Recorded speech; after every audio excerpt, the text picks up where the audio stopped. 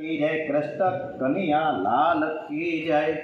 श्री डोंगरे जी महाराज की जय। श्री सुखदेव जी महाराज की जय। ओम श्री गणपति महाराज की जय। विघ्नेश्वराय वरदाय सुरप्रियाय लंबोदराय सकलाय जगत्पिताय नागाननाय श्रुति अग्न विभूषिताय गौरीसुताय गणनाथ नमो नमस्ते। श्री गणपते नमो नमः। श्री हनुमान जी महाराज की जय। हनुमंते नमो नमः। श्री हनुमंते नमो नमः। ओम श्री हनुमंते नमो नमः। ओम श्री गायत्री माता की जय। श्री ओमनाथ महादेव की जय। ओम श्री भारत माता की जय। वंदे वेद मातरम्। ओम नमो भगवते वासुदेवाय। श्री भागवत भगवान जी महाराज की जय। आज सप्टेम्बर महीनाનો છેલ્લો દિવસ 30મી સપ્ટેમ્બર, આજે મંગળવાર, ગણપતિ મહારાજ की જયકાર સાથે આજની કથા આપણે સમર્પિત કરીએ છીએ શ્રી કૃષ્ણ પરમાત્માને। આજે 30મી સપ્ટેમ્બર 2025 અને મંગળવાર, આસો સુદ આજે આઠમ છે અને 9મું નોરતું છે। આજે દુર્ગાષ્ટમી હવનાષ્ટમી છે અને સાથે સાથે આજે સરસ્વતી પૂજન પણ। આજની રૂકમણી વિવાહ તરફ આગળ વધીએ છીએ। કૃષ્ણ કન્યા લાલ की जय। આજે રૂક્ષ્મણીજીએ સુદામદેવને બોલાવ્યો છે। સરસ મજાનો પત્ર લખ્યો અને પત્ર પહોંચાડવા માટે સુદામને સરસ મજાનો રથ આપ્યો કે તમે ઝડપથી પહોંચો અને દ્વારિકાધીશ અને આ પત્ર હથોહથ આપજો, સાથે સાથે મારી ભલામણ પણ કરજો। એટલે પ્રભુએ પત્ર વાંચ્યો છે। સુદેવ બ્રાહ્મણે સાથે સાથે એમ પણ કીધું કે રૂકમણી જ્યારથી નાની હતી ત્યારથી જ હું સારી રીતે ઓળખું છું, ખૂબ જ સંસ્કારી અને તમને પણ ખૂબ જ પહેલેથી જ ભજનારી છે। અને સુદામદેવે ખૂબ સરસ રીતે ભલામણ કરી છે। શ્રી કૃષ્ણ જગતને આદર્શ બતાવે છે કે હું ઈશ્વર છું છતાં બધાને માન આપું છું। એટલે સુદેવને કીધું કે ચાલો તમે મારી સાથે, તમે પણ મારી સાથે જ રથમાં બેસો। અને પ્રભુ પરમાત્મા શ્રી કૃષ્ણ ભગવાનને પણ ગણપતિ મહારાજનું સ્મરણ કર્યું છે કે મારે કોઈ પણ પ્રકારનું વિઘ્ન ન આવે, એટલે તમે અમારા સહાય કરતા બનો અને વિઘ્ન હરતા। ઓમ શ્રી વિઘ્નેશ્વરાય વરદાય સુરપ્રિયાય લંબોદરાય सकलाय जगत्पिताय नागाननाय श्रुतियज्ञ विभूषिताय गौरीसुताय गणनाथ नमो नमस्ते। प्रभु श्री कृष्ण पोते ईश्वर है, परमात्मा है, एम छतां पण बधाने मान आपे छे। भूदेवने वंदन कर्या छे, गणपति महाराजने वंदन कर्या छे। हवे द्वारिकाथी निकळीने एक ज रात्रिमां विदर्भ नगरीमां पहोंची गया। विदुर लोको द्वारिकानाथ श्री कृष्णना दर्शन करे छे, बधाने आनंद आनंद थयो छे। सौ विचार करे कि अमारी राजकन्या राज्य लक्ष्मी जेवी छे અને એને માટે આજ એક સુંદર વર છે, બાકી કોઈ છે જ નહીં। રૂકમણીજી પ્રતીક્ષા કરે છે, સમય થયો હજી ભૂદેવ પધારતા નથી અને એ જ સમયે ભૂદેવ બ્રાહ્મણ રાજમહેલમાં પધારે છે, બહુ જ પ્રસન્ન દેખાય છે। જોઈને જ રૂકમણીજી સમજી ગયા કે કાંઈક કામ કરીને આવ્યા હોય એવું લાગે છે। સુદેવે કહ્યું કે બેટા ચિંતા ન કર, હું તો ભગવાનને લઈને જ આવ્યો છું। તું પાર્વતીની પૂજા કરવા જાય ત્યારે પરમાત્મા આવશે અને પૂજા થઈ ગયા પછી તને રથમાં બેસાડીને દ્વારિકા લઈ જશે। રૂકમણીજીની આંખ ભીની થઈ ગઈ, બ્રાહ્મણને વંદન કરે છે। મહારાજ તમારે હું શું સેવા કરી શકું? બ્રાહ્મણે કંઈ લીધું નહીં, આશીર્વાદ આપ્યા, હાથ લાવતો ઘેર ગયો।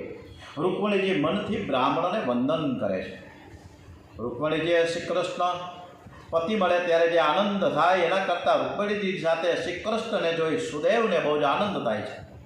સદગુરુ સદ શિષ્યોનો પરમાત્માની સાથે સંબંધ આપે છે ને ત્યારે સદગુરુને પણ વિશેષ આનંદ થાય। પવિત્ર બ્રાહ્મણના ચરણમાં મહાલક્ષ્મી વંદન કરે છે।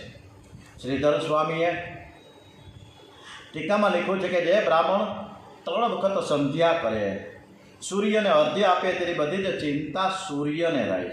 એના ચરણમાં મહાલક્ષ્મીજી વંદન કરે, તે કાળ સંધ્યા કરનારો દરિદ્રી રહેતો નથી, મૂર્ખ રહેતો નથી. બ્રાહ્મણ અતિ મૂર્ખ હોય તો પણ સમજવું કે તેને સૂર્ય ત્યારે સમજવું કે એને સૂર્ય નારાયણનો શ્રાપ છે. શિશુપાલ જાન લઈને આવ્યો છે. જરાસંઘ, દંતવક્ત્ર વગેરે અનેક રાજાઓ સાથે ત્યાં સમાચાર સાંભળ્યા કે શ્રી કૃષ્ણ આવ્યા છે. શિશુપાલ ગભરાયો, અતિ કામી, અતિ બીકણ હોય. શિશુપાલ રડવા લાગ્યો. જરાસંઘ એને સમજાવવા લાગ્યો કે તું શા માટે ગભરાય છે? અમે તારા માટે તો આવ્યા છીએ.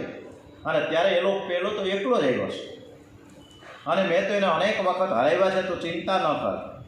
રૂકમી ત્યાં આવ્યો અને કહે કે તમે જરાય ચિંતા કરશો નહીં. રાજકન્યા પાસે ચકલીએ ન જઈ શકે એવી મેં વ્યવસ્થા કરી છે. મોટા મોટા પહેરવાનો તેનો ઘેરો ઘાલીને ચાલવાના છે. પાર્વતીના મંદિર સુધી ઉઘાડી તલવારે પહેરો ભરશે. 16 સખીઓએ રૂકમણીજીને સોનાને પાટલે બેસાડ્યા, માંગલિક પ્રસ્નાન કરાવ્યું છે અને સુંદર શૃંગાર કર્યો છે. રૂકમણીજી ઘરમાં રોજ તુલસીજીની અને બાલક કૃષ્ણલાલની સેવા કરે છે, તેની પ્રતીક્ષા કરે છે. પિતાને રૂકમણીજી વંદન કરે છે. પિતા આશીર્વાદ આપે છે. આ કન્યા જેને ઘેર જશે તે ખૂબ જ સુખી થશે, એવો આ કન્યાનો યોગ છે. માતા પિતાને વંદન કરીને રૂકમણીજી પધારે છે. દ્વાર સુધી પધાર્યા, યાદ આવ્યું, પાછા ફર્યા. અંદર જઈને માના ચરણ પકડ્યા છે. માએ ઉઠાડ્યા કે બેટા ફરીથી તું વંદન કરવા આવી?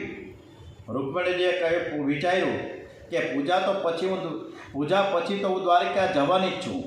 માને ઘેર હવે જલ્દી ફરીથી પાછી પધારવાની નથી, આવવાની નથી. તેથી માને વારંવાર વંદન કરે છે. માતા પિતાના આશીર્વાદ મેળવી રૂકમણીજી પધારે છે. 8 સખી જમણી બાજુ અને 8 સખી ડાબી બાજુ છે અને સખીઓ સાથે ધીરે ધીરે ચાલે છે. પદા ચલંતે કલહંસ ગામિની, ડગો ભરે તે કલહંસ ગામિની, હંસ જેવી ચાલ છે. દેશના રાજા રૂકમણીજીને જોવા લાગ્યા છે.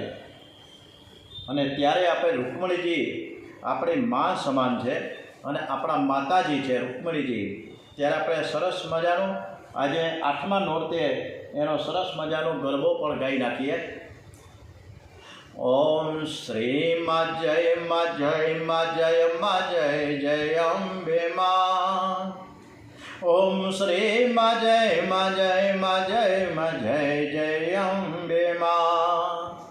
કમલાસની હંસવાહિની, હમણાં તો કે હંસ જેવી ચાલ છે એટલે જ આ ગરબામાં આપણે કહ્યું કે કમલાસની હંસવાહિની, ગાયત્રી રૂપે માં, બ્રહ્માણી બ્રહ્મ રૂપિણી, સાવિત્રી રૂપે માં.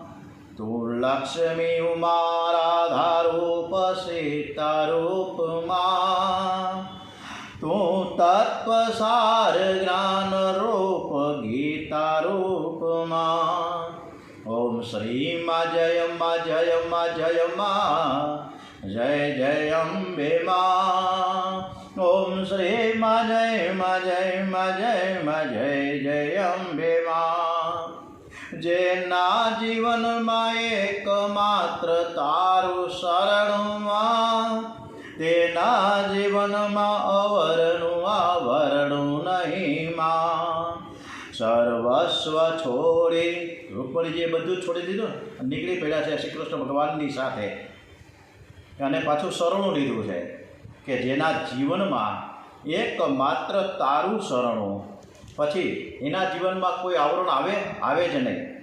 તો સર્વસ્વ છોડી તારે શરણ, જેહ આવે માં. સંસારમાં એ અભય વરદ, દેહ પાવે માં. ઓમ શ્રી માં જય માં જય માં જય માં જય જય અંબે માં. ઓમ શ્રી માં જય માં જય માં જય માં જય જય અંબે માં. હંસ જેવી ચાલ. દેશના રાજા રૂકમણીજીને તાકીને જોવા લાગ્યા. બધા જ પહેરવાનો ઘેરો ઘાલીને ચડ્યા. ત્યારે એ રૂકમણીજીના દર્શન બીજા રાજા મહારાજાઓને ન થયા. તેથી રાજાઓ પાર્વતીજીના મંદિર પાસે જઈને ઊભા રહી ગયા કે પાર્વતીજીના દર્શન કરીને રૂકમણીજી પાછા ફરશે ત્યારે એને આપણે દર્શન કરીને જોઈ લેશું. આ પાર્વતીજીનું મંદિર આજે પણ ત્યાં છે. રૂકમણીજીએ પાર્વતીજીની પૂજા કરી માતાજીના ચરણમાં માથું મૂકીને કહ્યું કે માં, મને શ્રી કૃષ્ણ પતિ મળે. અંબાજીના ગળામાં સુંદર પુષ્પની માળા હતી, તે એકદમ રૂકમણીજીના માથે પડી. બ્રાહ્મણોને દાન આપ્યા છે. રૂકમણીજી મંદિરની બહાર આવ્યા. ઉપરથી ધીરે ધીરે ધીરે પગથિયા ઉતરવા લાગ્યા છે. રાજાઓ તાકી તાકીને જોવા લાગ્યા. તે કામાંધ હતા, મોહાંધ હતા. આંખમાં કામ હતો, મનમાં પાપ હતું. ઓહો, આ તો બહુ જ સુંદર શિશુપાલ ભાગ્યશાળી છે. રૂકમણીજીને તે ઠીક ન લાગ્યું. હું તો જગતની માં છું, આ બધા મારા બાળકો છે ને મને કામ ભાવથી જુએ છે. શ્રીમાનનો અર્થ થાય છે કે લક્ષ્મી પુત્ર. જીવ એ લક્ષ્મીનો પુત્ર છે. લક્ષ્મીને માતા માનીને ઘરમાં રાખશો ને તો લક્ષ્મીની કૃપા થશે. પણ કોઈ જીવ લક્ષ્મીનો ધણી થવા જાય તો લક્ષ્મીજી થપ્પડ મારે છે. રૂકમણીજીએ થોડો ક્રોધ આવ્યો છે. આંખમાંથી તેજ પ્રગટ થયું અને જે શ્રી કૃષ્ણ વિના કોઈ સહન ન કરી શક્યું. રાજાઓથી તેજ સહન ન થયું. અતિ તેજ દેખાય છે તો જીવને મૂર્છા આવી જાય. બધા જ રાજાઓને મૂર્છા આવી ગઈ. અને એ જ સમયે શ્રી કૃષ્ણના સારથીએ ઘોડાઓને ઇશારો કર્યો. એવી ગતિવાળા ઘોડાઓ હતા કે રથ દોડાયો. રૂકમણીજીએ રથ જોડ્યો. રથ ઉપર ફરકતો ગરુડ ધ્વજ જોયો અને દોડતા ગયા. પ્રભુએ હાથ લંબાવ્યો. રૂકમણીજીએ હાથ પકડીને રથમાં બેસાડાને દ્વારિકાનો રસ્તો પકડ્યો છે. બોલે શ્રી રૂક્ષ્મણી માત કે જાય, શ્રી દ્વારિકાધીશ કે જાય. ધૂળમાં પડેલા રાજા ઊભા થયા. ધૂળ ખંખેરવા લાગ્યા. કૃષ્ણ રૂકમણીજીને લઈ ગયો. હજુ શું મોડું થયું છે? લશ્કરને હુકમ કર્યો, બધા જ ભેગા થઈને લડવા તૈયાર થઈ જાઓ. આ બાજુ દાઉદજી મહારાજને રાત્રે દ્વારિકામાં ખબર પડી. બંને ભાઈઓમાં કેવો સરસ મજાનો પ્રેમ હતો કે બંને સાથે ભોજન કરે છે. બલરામજી પાટલે બેઠા શ્રી કૃષ્ણની પ્રતીક્ષા કરે છે. હજી શ્રી કૃષ્ણ કેમ આવ્યા નહીં? પછી ખબર પડી કે શ્રી કૃષ્ણ ઉતાવળે રથમાં બેસીને ગયા છે. દાઉદે વિચાર કર્યો કે મારો કનૈયો બહુ શરમાળ છે, મને પણ કહ્યું કે નહીં એકલો જ ચાલ્યો. ત્યાં રાજાઓ એની સાથે યુદ્ધ કરશે. બલરામ રાત્રે જ લશ્કરની સાથે વિદર્ભ નગરી તરફ પ્રયાણ કર્યું. અહીં રાજાઓ લડવા તૈયાર થયા હતા. ત્યાં દાઉદજી આવી પહોંચ્યા. દાઉદજીએ એવું પરાક્રમ કર્યું કે હળથી ખેંચે અને મુસળથી મારે. બધી જ સેના છીન ભીન થઈ ગઈ. રાજાઓ ગભરાયા કે દાઉદજી છે કે કાળ ઉપરથી ઉતરો છે, ખબર પડતી નથી. બધા જ નાશમાં લાગ્યા છે. રૂકમણીને લડવા લાગ્યો છે. લડવા આવ્યો છે અને પ્રભુએ રથના સ્તંભ સાથે બાંધ્યો.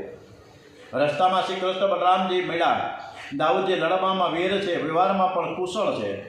એમણે વિચાર કર્યો કે લગ્ન થયા પછી બે ભાઈઓનો પ્રેમ ઓછો થાય. બંનેની પત્નીઓ આવે એટલે અંદરો અંદર ખટપટ થાય. મારે અલગ થવું નથી, મારે તો એક જ ઘરમાં રહેવું છે. રામાયણ મહાભારતનો આદર્શ છે એક જ કુટુંબ. સંયુક્ત કુટુંબમાં રહેવો હોય તો ભાભીની સાથે સ્નેહ રાખવો, ભાભીના પીડિયા સાથે પણ સ્નેહ બતાવો. દાઉદજી રૂકમીને છોડાવે છે. શ્રી કૃષ્ણને ઠપકો આપે છે ગમે તેમ હોય અને આપણો સંબંધી થયો ને તમારો તો સાળો છે, તમને કેમ એને બાંધ્યો? રૂકમિણીનો એ મોટો ભાઈ છે. દાઉદજીએ રૂકમીને વસ્ત્રોના આભૂષણો આપીને એનું સન્માન કર્યું, બે હાથ જોડ્યા. દાઉદજીએ તો રૂકમિણી સાથે વેદાંતની ચર્ચા કરી છે કે આ બધા જ માયાના ખેલ છે. હાર શું અને જીત શું? અમારી જીત એ તમારી જ જીત છે. આપણે ક્યાં જ જુદા છીએ. શ્રી કૃષ્ણ અને બલરામ રૂકમણીજીની સાથે દ્વારિકામાં આવ્યા છે. વિદર્ભ નગરીથી જ્યારે નીકળ્યા, રથ દોડાવ્યો અને માધવપુર આવ્યા છે. માધવપુર પોરબંદર તાલુકાનું માંગરોળથી સીલ થઈને માધવપુર જવાય અને માધવપુરમાં માધવરોએ જઈ અને રૂક્ષ્મણીજીના સરસ મજાના દર્શન છે. અને એ માધવપુરમાં ત્યાં લગ્ન લેવાના, ત્યાં ફેરા ફેર્યા. આજની તારીખમાં પણ માધવપુરનો મેળો વખણાય છે અને મોટાભાગના આયર ત્યાં યદુવંશના બધા આયરો ત્યાં ભેગા થાય. એ પણ પ્રથા આજની તારીખે છે કે બધા ગાડા જોડીને આવે, સરસ મજાના ઘરેણા પહેરીને આવ્યા છે. અને ત્યાં પાદરમાંથી રૂક્ષ્મણીનો લઈને જે રથ શ્રી કૃષ્ણ ભગવાને દોડાવ્યો, એ આજે પણ એ પ્રથા એમનેમ અવિરત ચાલુ છે. 1.5 કિલોમીટર કાપવાનું થાય અને મધુવનમાં આવે. માધવપુરના પાદરથી દોડાવે ત્યારે બધા જ લોકો એની પાછળ દોડે કે જે રીતે જરાસંઘ, દંતવક્ર અને રૂકમિણી જે રીતે દોડ્યા યોદ્ધાઓ શ્રી કૃષ્ણ ભગવાનને પકડવા માટે. આવું જ ત્યાં અત્યારે પ્રથા રાખી છે. પછી ત્યાં મધુવનમાં રૂકમણીજી અને રૂકમણી તો આમ તો નોમથી ચાલુ થઈ જાય છે. નોમ, દસમ, 11 અને 12 ચૈત્ર સુદ 12 એ દિવસે રૂકમણીજીના લગ્ન થયા. નોમથી ચાલુ થાય એટલે આગલા 15 દિવસ પહેલાં પિયર જતા રહીએ રૂકમણીજી. ત્યાં ગામમાં જ મધુવન પાસે એનું પિયર છે. ત્યાં કોઈના ઘરે સ્થાન થાય એટલે એમનું જે મંદિરની નાનકડું જે સ્વરૂપ છે ત્યાં બિરાજમાન થાય. અને પછી વાજતે ગાજતે 12ના દિવસે ચૈત્ર સુદ 12ના દિવસે અહીંથી જાન નીકળે ત્યાં પહોંચવા માટે. અને ખૂબ અદ્ભુત વાતાવરણ સર્જાય છે ત્યાં. અને જ્યાં તે મધુવન છે ત્યાં ચારે બાજુ જે વૃક્ષો છે તે આજની તારીખે લોકવાયકા છે કે ત્યાં જેટલા વૃક્ષો છે એ ત્યાં ઋષિઓ સ્વરૂપે ઊભા છે અને દર્શન આપે છે, આશીર્વાદ આપી રહ્યા છે. આજે પણ બ્રાહ્મણો વેદોક્ત વિધિ પ્રમાણે રૂક્ષ્મણીજીના અને કૃષ્ણ ભગવાનના લગ્ન કરાવે છે. અને આજથી આ વર્ષથી લઈને છે આગામી 7 થી 8 વર્ષ સુધી બુકિંગ છે રૂક્ષ્મણીજીના કન્યાદાન આપવા માટે. જુદા જુદા યજમાનો પોતાના નામ લખાવે છે એટલે બહુ અદ્ભુત વાતાવરણ થાય છે. 13 પછી જાન રોકાય. 12ના દિવસે ત્યાં જાન રોકાઈ જાય માધવપુરમાં અને 13ના દિવસે સવારે ફરીથી જાન પરત આવે માધવપુરમાં. આ 4 દિવસ અબીલ ગલાલની જે છોડો ઉડે એ જોવા જેવી છે. ત્યાં લગભગ અડધોથી 1.5 ઇંચ તો આખો પથારો થઈ જાય રોડ ઉપર અબીલ ગલાલનો. એટલા બધા સરસ મજાના ઉલ્લાસથી આખું ગામ સજ્જ ધજ થઈ જાય. એટલે જેને અનુકૂળતા હોય ત્યારે ચૈત્ર મહિનામાં નોમથી લઈને 13 સુધી 5 દિવસ ત્યાં તમે માધવરાજીના દર્શન કરવા જઈ શકો છો અને સરસ મજાનો મેળાનો પણ લાભ લઈ શકાય. અને રૂકમણીજીના લગ્નમાં પણ આપણે વાજતે ગાતે જઈ શકાય. આજુબાજુ ઘણા બધા ગેસ્ટ હાઉસ છે, અગાઉથી બુકિંગ કરાવી લેવાય. આગળ વધીએ. શ્રી કૃષ્ણ કનૈયા લાલ કી જય. શ્રી કૃષ્ણ બલરામજી રૂકમણીજીની સાથે દ્વારિકામાં આવ્યા. નારદજીએ મુહૂર્ત આપ્યો છે. માઘ માસ શુક્લ પક્ષ પંચમી તિથિ પ્રભુએ ઉદ્ધવજીને કહ્યું કે હે ઉદ્ધવ, મારા માતા પિતા ગોકુળમાં છે, મારી માતા દ્વારિકામાં ન આવે તો કનૈયો કુંવારો જ રહેશે. ઉદ્ધવજીએ નંદ બાબાને પત્ર લખ્યો. દ્વારિકાથી પત્ર ગોકુળમાં જાય છે. જે દિવસથી શ્રી કૃષ્ણે ગોકુળ છોડ્યું છે એ દિવસથી નંદ યશોદાજીએ અનાજ છોડ્યું છે. સખીઓ બહુ આગ્રહ કરે છે, ગોપીઓ આગ્રહ કરે યશોદાજી થોડુંક દૂધ લે. રાત્રે નિંદ્રા આવતી નથી, દિવસે ભૂખ લાગતી નથી. પતિ પત્ની બહુ દુબળા થઈ ગયા છે. આખો દિવસ કનૈયો યાદ કરે છે. કનૈયાની યાદ એવા જ કરે છે. લાલાની વાતો કરે છે. કોઈ વખતે યશોદા મૈયા પ્રેમમાં એવા તન્મય બને છે કે સતત શ્રી કૃષ્ણનું સ્મરણ કરવાથી એમને એવો ભાસ થાય છે કે પારણામાં મારો કનૈયો સૂતો છે. આખી રાત્રિ મને બંને જાગરણ કરે છે, પારણું લાવે છે. સૂર્યોદય થયો, હજી કેમ કનૈયો ઉઠતો નથી? પારણું જુએ છે, ખાલી દેખાય છે. કોઈ વખત લાલાની વાંસળી સંભળાય છે. યશોદાજી સ્નાન કરવા જાય ત્યારે એવો ભાસ થાય કે મારો લાલો છૂમ છૂમ કરતો દોડતો પાછળ આવી રહ્યો છે. યશોદાજી લાલાને ઉઠાડવા જાય છે. યશોદાજીએ નંદજીને અનેક વાર ઠપકો આપ્યો. મને લાગે છે કે આપણા ઘરમાં લાલાને બહુ કષ્ટ થયું. તમે તેને ગાયોની પાછળ કેમ મોકલતા હતા? મને કનૈયો કહેતો હતો કે માં, આ ગાયો મને દોડાવે છે. મારા ઘરમાં લાલાને બહુ ત્રાસ થયો, તેથી એ ગોકુળને ભૂલી ગયો છે. કનૈયો અહીંથી ગયા પછી નિષ્ઠુર થઈ ગયો. ના, એ તો બહુ પ્રેમાળ છે. મને લાગે છે કે કોઈ સ્ત્રીએ લાલા ઉપર કંઈક જાદુ કર્યો એવું લાગે. કોઈ મારા લાલાને કહે કે તારી માં રડે છે તો મારો કનૈયો દોડતો આવશે. પણ દ્વારિકા તો બહુ દૂર છે, કોણ ખબર આપવા જાય? નંદજી યશોદાજીને કહે છે કે તું મને ઠપકો આપે છે, પણ કનૈયો મને કહેતો હતો કે હું તો ગાયો માટે આવ્યો છું, તેથી તેને હું ગાયો ચારવા મોકલતો હતો. કનૈયો ઘરમાં હતો ત્યારે મારા ઘરની ગાયો હૃષ્ટપુષ્ટ હતી. હવે તો ગાયો ખડ ખાતી નથી, જળ પીતે નથી. મારાથી આ દુર્દશા જોવાતી નથી. તે લાલાને બાંધ્યો, તેથી તે રિસાયો છે. પતિ પત્ની લાલાની વાતો કરતા હતા અને આજે જ પત્ર હાથમાં આવ્યો. યશોદામાં થોડા ગભરાયા. પત્રમાં શું લખ્યું હશે? આપણે પણ એક વખત એવા પત્ર મળતા હતા, જો તમને બધાની યાદ હોય તો. ટેલિગ્રામ એ તાર આવતા.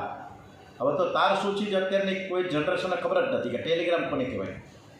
એ તાર આવતો ત્યારે આપણે બધા ફફડી ઉઠતા. ઓહ, આ તારમાં શું હોય છે? કાંઈક અમંગળ થયું હશે.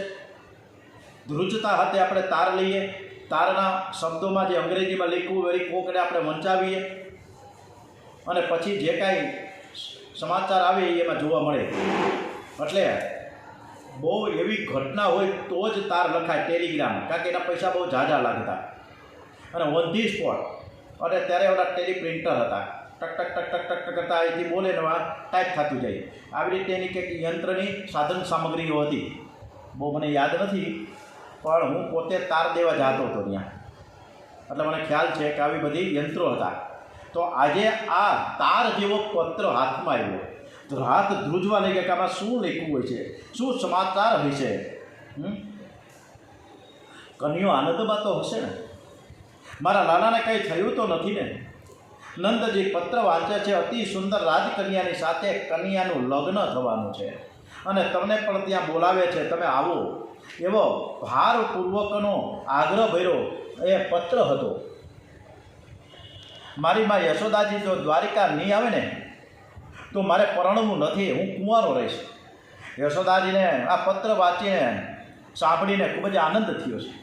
દ્વારિકા તો બહુ દૂર છે, મેં વ્રજ છોડીને ક્યાંય ગયા જ નથી. મારે લાલાને જોવો છે ને જોયા વિના મારે મળવું નથી, પણ અત્યારે તો તે આવવાનું નથી, અમે ત્યાં જઈ શકવા નથી. પણ નંદજી યશોદાજીએ નક્કી કર્યું કે જે દિવસે લગ્ન હશે એ દિવસે આખા ગામને જમાડીશું. નંદજીએ જવાબ લખ્યો નથી. લગ્નનો સમય થયો છે. શ્રી કૃષ્ણ બલરામને કહે છે કે મોટા ભાઈ, મેં સાંભળ્યું છે કે આ મા બહુ યાદ કરે છે, હાલો ને આપણે મા પાસે જઈએ. બંને ભાઈઓ રથમાં બેઠા છે. યશોદામાને કનૈયો બહુ યાદ આવે છે. કનૈયો હવે મોટો રાજા થઈ ગયો, આજે મને બહુ સુકન સરસ સરસ દેખાય છે, કનૈયો આવશે. યશોદાના આંગણામાં કાગડો કા કા કા કરી રહ્યો છે. ભક્તિ વધે છે ને ત્યારે અભિમાન મરે છે. યશોદા મૈયા કાગડાની સાથે પણ વાતો કરે છે. મારો કનૈયો આવશે ને તો તારી પૂજા કરીશ. અને એ જ સમયે શ્રી કૃષ્ણ અને બલરામ રથમાં પધાર્યા. રથમાંથી ઉતર્યા. યશોદામાજીને વંદન કર્યા, સાષ્ટાંગ પ્રણામ કર્યા છે. માને જોતા આંખમાં આંસુ આવ્યા. માને કહે કે બા અહીંથી ગયા પછી એવો તો ફસાઈ ગયો કે તમારી પાસે ઝડપથી આવી ન શીખો. આવતા મને બહુ જ વિલંબ થયો છે, મને ક્ષમા કરો. યશોદા મૈયાનો આનંદ સમાતો નથી કે બેટા તું કેવડો મોટો થઈ ગયો, કેવો દેખાય છે. યશોદામાએ શ્રી કૃષ્ણ બલરામને પાટલે બેસાડીને નજર ઉતારી. ગોપીઓને ખબર પડી છે, દર્શન કરવા દોડતી જાય છે, આનંદ થયો. શ્રી કૃષ્ણે કહ્યું કે મા તું લગ્નમાં નહીં આવે, અને જો તું નહીં આવે ને તો હું પરણવાનો નથી. મા હું તને લેવા આવ્યો છું. દ્વારિકાની અતિ સંપત્તિમાં શ્રી કૃષ્ણ અતિ સાવધાન છે. એ વ્રજવાસીઓના પ્રેમને ભૂલ્યા નથી. ગોપીઓને વ્રજવાસીઓને લઈને દ્વારિકા પધાર્યા. દ્વારિકા પાસે ગોપી તળાવ છે. ગોપી તળાવ પાસે ગોપીઓનો મુકામ છે. શ્રી મહાપ્રભુજીએ ત્યાં ભાગવતનો પાઠ કર્યો છે. મહાપ્રભુજીએ ત્યાં ભાગવતનો પાઠ કર્યો છે. લગ્ન માધવપુરમાં થયું. વસંત પંચમીના દિવસે પરમાત્મા સોનાના સિંહાસનમાં બિરાજા. મધુપર્ક વિધિ કરી રૂકમણીજીને માયરામાં પધાર્યા. વ્રજવાસીઓ અંતરપટ ધેરો અને કહ્યું, કસ્તુરી તિલકમ લલાટ પટલે વક્ષસ્થલે કૌસુદમ નાસાગ્રે વરમૌક્તિકમ કરતલે વેણુ કરે કંકળમ સર્વાંગે હરિનંદનમ સુલિલતમ કંઠે ચ મુક્તાવલી ગોપસ્ત્રી પરિવેષ્ટિયતો વિજયતે કુર્યાત સદા મંગલમમાં. લક્ષ્મીનારાયણનો જય જયકાર થયો છે. સાક્ષાત મહાલક્ષ્મી પધાર્યા છે. એ આશ્ચર્યનું વર્ણન કોણ કરી શકે. રૂકમણીજીની સાથે શ્રી કૃષ્ણ સુવર્ણના સિંહાસન પર બિરાજ્યા છે. શ્રી કૃષ્ણની સાથે રૂકમણીજીના દર્શન કરતા ગોપીઓને અતિશય આનંદ થયો છે. એમનું ધ્યાન કરતી ગોપીઓ પરમાત્માના ચરણમાં લીન થઈ ગઈ. ગોપીના શ્રીઅંગની માટીનું ગોપી ચંદન થયું છે. રૂકમણીજી દ્વારિકા પધાર્યા ત્યારથી દ્વારિકાની શોભા અતિ વધી ગઈ. સોનાની દ્વારિકા છે. વૈષ્ણવ કહે છે કે આ રૂકમણીજી રાજકન્યા નથી, સાક્ષાત મહાલક્ષ્મી છે. શ્રી કૃષ્ણ આદિ નારાયણ છે. અમે લક્ષ્મી નારાયણના દર્શન કરીએ છીએ. પરમાત્મા શ્રી કૃષ્ણની આહલાદિકતા શક્તિ એ જ રૂકમણીજી છે. જીવને ઈશ્વરનો વિયોગ થયો છે. ભગવાનથી વિખૂટા પડેલા જીવોનું ભગવાનની સાથે સંયમ સિદ્ધ કરાવનાર ભગવાનની જે કૃપા શક્તિ છે એ જ રૂકમણીજી છે. ભગવાન કૃપા કરીને માનવને ભક્તિ કરવાની ખૂબ તક આપે છે. ભક્તિ કરવા માનવને સુખ આપે છે, બધી જ અનુકૂળતા કરી આપે છે, કારણ કે પરમાત્મા એવું માને છે કે આ માનવ છે ને મારી વધુમાં વધુ ભક્તિ કરે, પણ આ જીવને સર્વ પ્રકારની અનુકૂળતા કરી વધારે સુખ આપ્યું, પરંતુ એમ છતાં પણ એ ઈશ્વરને ભૂલી ગયો છે. એમ છતાં પણ એની અનુકૂળતામાં એ પાપાચાર, અત્યાચારો, દુષ્કર્મો, કુદ્રષ્ટિ અનેક પાપો કરી રહ્યા છે. ત્યારે ભગવાનને ખોટું લાગે છે. મેં વધારે ભક્તિ કરવા માટે તને બધી જ અનુકૂળતા કરી આપી હતી, તને ભક્તિની એક તક આપી હતી, તે તક ગુમાવી છે. તક ગુમાવે છે તેનું તકદીર ટૂંકું થાય.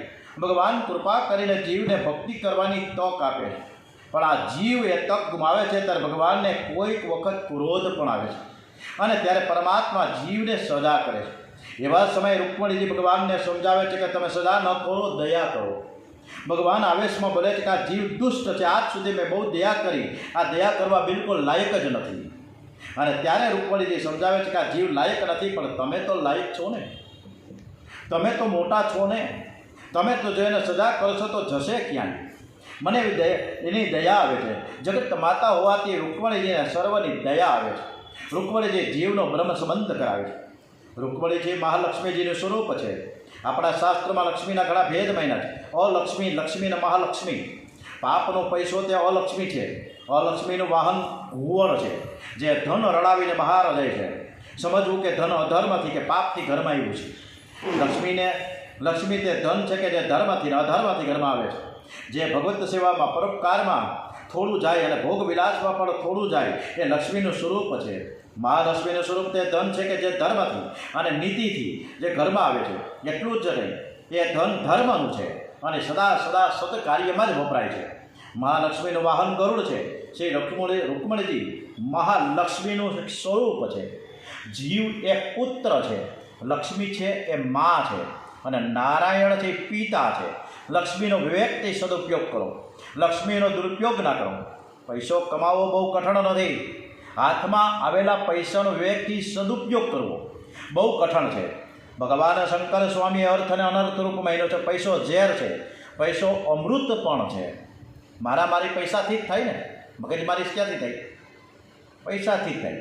એ લક્ષ્મી માતાનું સ્વરૂપ છે. નીતિથી ઘરમાં આવે અને એનો સદુપયોગ થાય તો પરમાત્માના ચરણમાં લઈ જાય.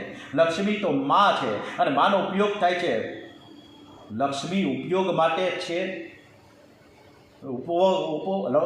જે લક્ષ્મી છે ને એ આવે છે ને નીતિથી આવેલી જે લક્ષ્મીજી સદ કાર્યમાં વપરાય ને તો એનો સરસ રીતે ઉપયોગ થાય, પર લક્ષ્મીનો ઉપભોગ ન થાય.